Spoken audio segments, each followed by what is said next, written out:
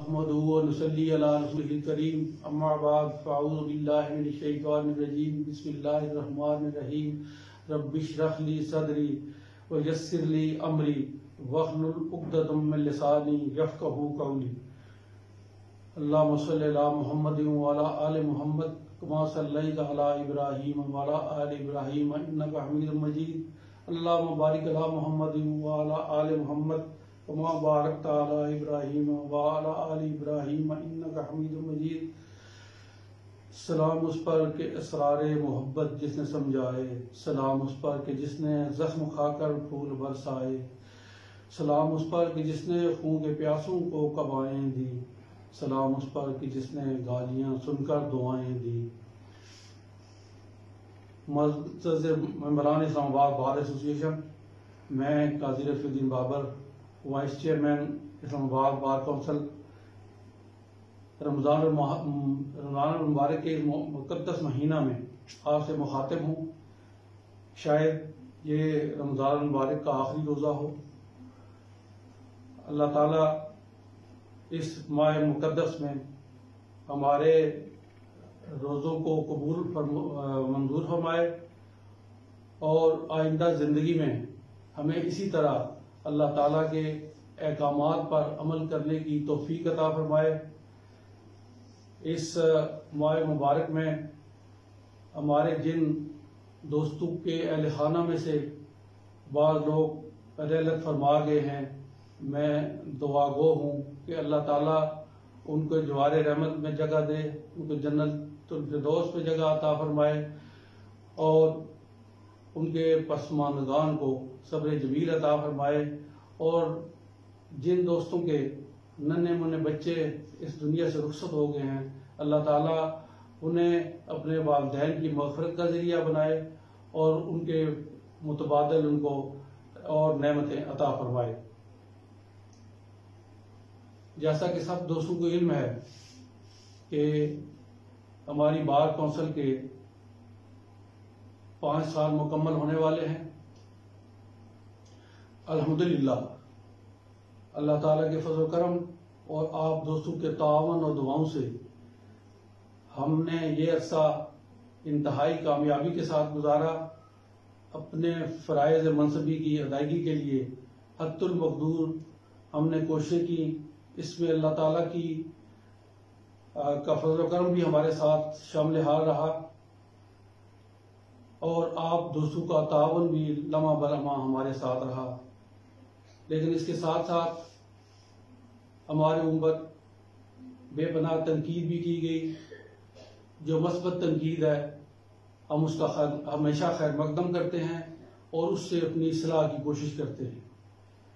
लेकिन बाज़ लोग जो हैं वो अपनी सस्ती शोहरत के लिए खामखा की इल्ज़ाम तराशियाँ करते रहे हैं और अब तक कर रहे हैं, जिसका कोई सिरे से वजूद ही ना है।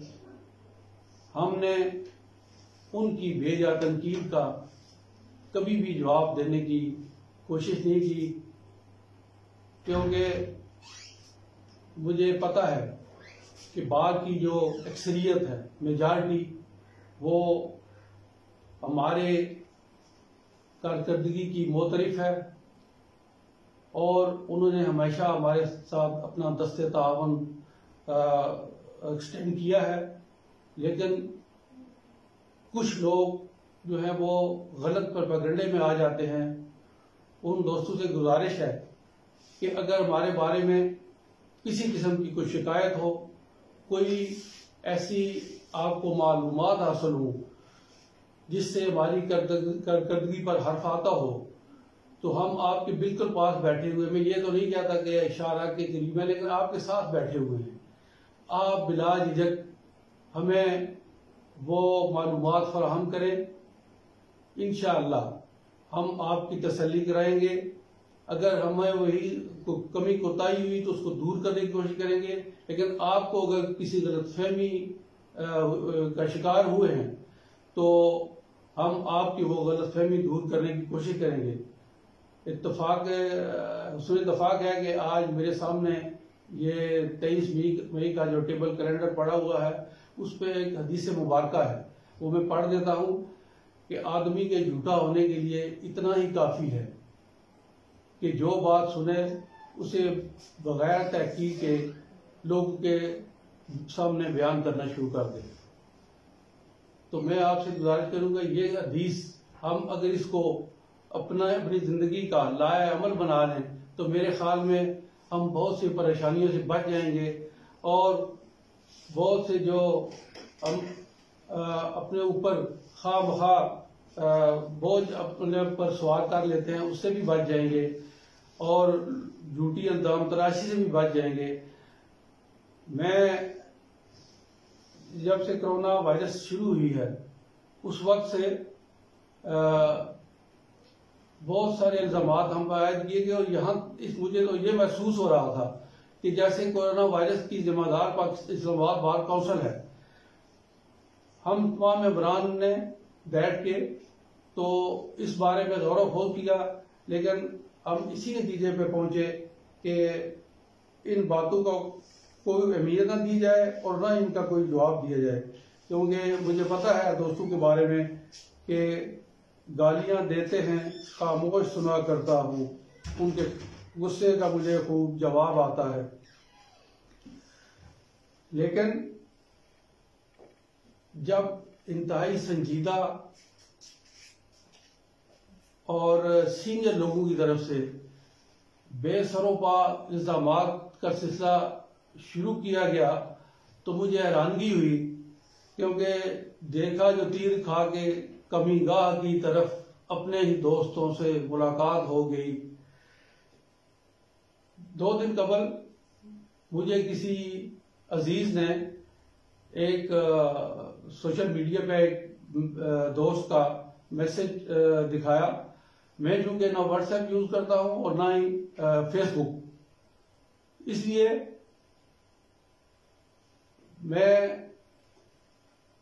मुझे अक्सर दूसरे लोग ही इन मैसेजेस से इन्फॉर्म करते हैं। तो जब मैंने वो मैसेज देखा तो मैं देख कर हैरान और शुशदर रह गया, क्योंकि वो एक इंतहाई सीनियर और जिम्मेदार आदमी चौधरी मोहम्मद आरिफ साहब की जानिब से था, जो खुद भी पाकिस्तान की सबसे बड़ी बार काउंसिल यानी पंजाब बार काउंसिल के वाइस चेयरमैन रह चुके हैं और उनको बार काउंसिल की कारकर्दगी का बखूबी इल्म है। ये इलादा बात है कि अपनी हाई कोर्ट की सदारत के दौरान उन्होंने लोगों को ये बावर कराने की कोशिश की कि बार काउंसिल जो है उसको कोई इख्तियार नहीं है कि वो बार एसोसिएशन या वकीलों के मामलात में मुदाखलत कर सके। तो मैं इस सिलसिले में आप दोस्तों की वसादत से चौधरी साहब से ये पूछना चाहता हूँ कि अगर बार काउंसिल जो हैं वो बार एसोसिएशन और वो वकला जिनकी उन्होंने रजिस्ट्रेशन की होती है उनके मामलात को रेगुलेट नहीं कर सकती, तो फिर और कौन सा इदारा है जो रेगुलेट करेगा?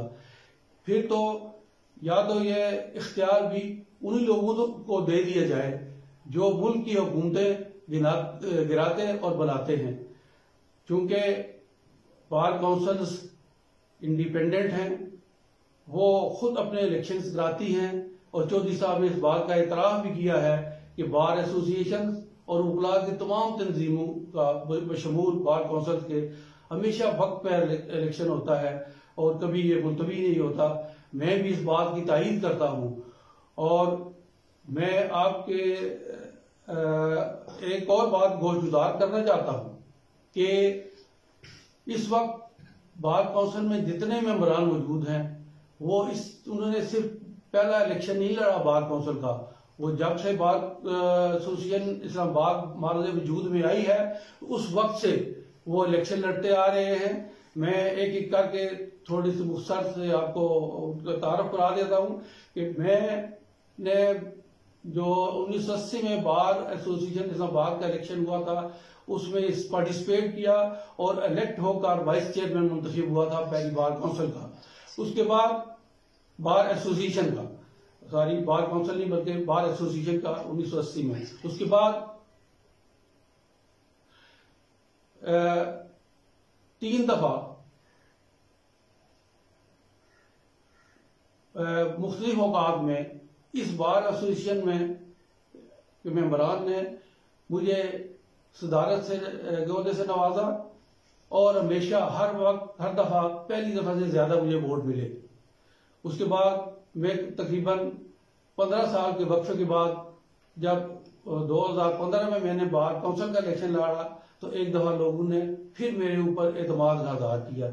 इसी तरह दूसरे जो हमारे मेंबर हैं हारून रशीद साहब, वो पहले इस बार एसोसिएशन के जनरल सेक्रेटरी मुंतखब हुए, उसके बाद 3 दफा प्रेसिडेंट मुंतखब हुए, फिर हाई कोर्ट बार एसोसिएशन के सदर मुंतखब हुए और फिर 2015 में हमारे साथ बार काउंसिल के मेंबर मुंतखब हुए।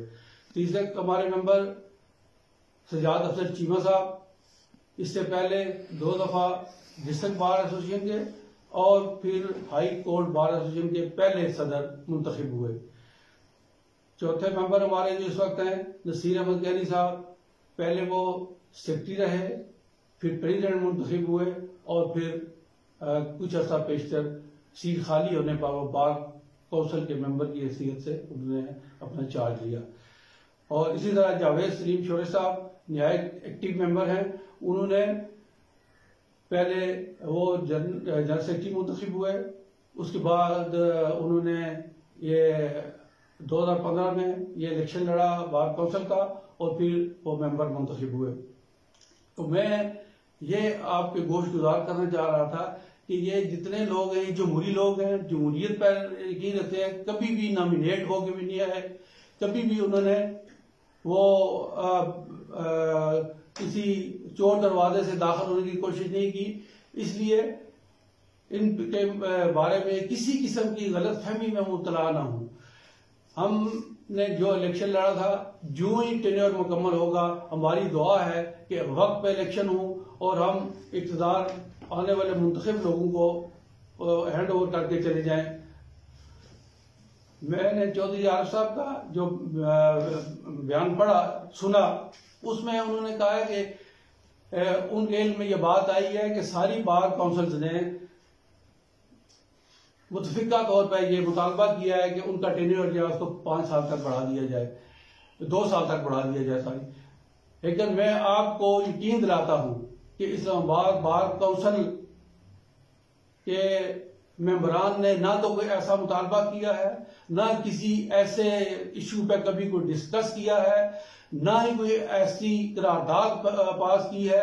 मैं इस्लामाबाद बार काउंसिल की हद तक सिर्फ आपको यकीन कराता हूँ, क्योंकि कोरोना वायरस की वजह से बाकी बार काउंसिल से हमारी 3-4 महीने से कोई मीटिंग नहीं हो सकी, इसलिए मैं उनके बारे में कोई यकीन दहानी से नहीं कह सकता और ना ही मैं उसकी तरदीद कर सकता हूँ, ना मैं उसकी तस्दीक कर सकता हूँ। लेकिन इस्लामाबाद बार काउंसिल की हद तक आप मुतमिन रहें, आप लोगों के गुमराह कुन प्रोपेगेंडा में ना आए।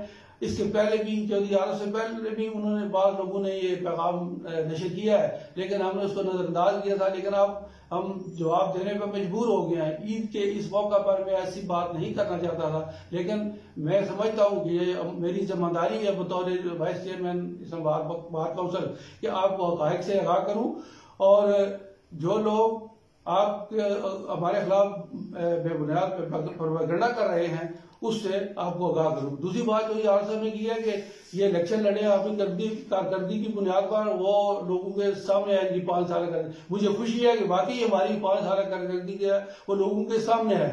जिस बार एसोसिएशन ने 2015 में 0 से अपना सफर शुरू किया था, इस वक्त वो अपने पांव पे खड़ी है, ना उसने किसी से भीख मांगी, ना उसने कर्ज लिया, अपने वसाइल जनरेट करके उनके बलबूते पर इस वक्त दूसरी जितनी बार काउंसिल है मुल्क भर की उनके शाना बशाना खड़ी है और अपने फराइज अदा कर रही है और बेशुमार लोगों की रजिस्ट्रेशन की है, बेशुमार लोगों के बैलेंस फंड जो है वो हमने अदा किए, बेशुमार लोगों के जो डिसिप्लिनरी और दूसरे केसेस है उनकी समाअत की है और भी जो हमारे जिम्मेदारी है दूसरी बार काउंसिल से रब्ता करके रजिस्ट्रेशन का काम हमने तकरीबन 80% मुकम्मल कर लिया है इस अरसे में। और ये मुझे खुशी है कि ये कारकर्दगी हमारे लोगों के सामने है और चौधरी साहब की एक सारा कारकर्दगी जो है बार के प्रेसिडेंट के तौर पर वो भी लोगों के सामने है। मैं उसके बारे में कोई बात नहीं करूंगा।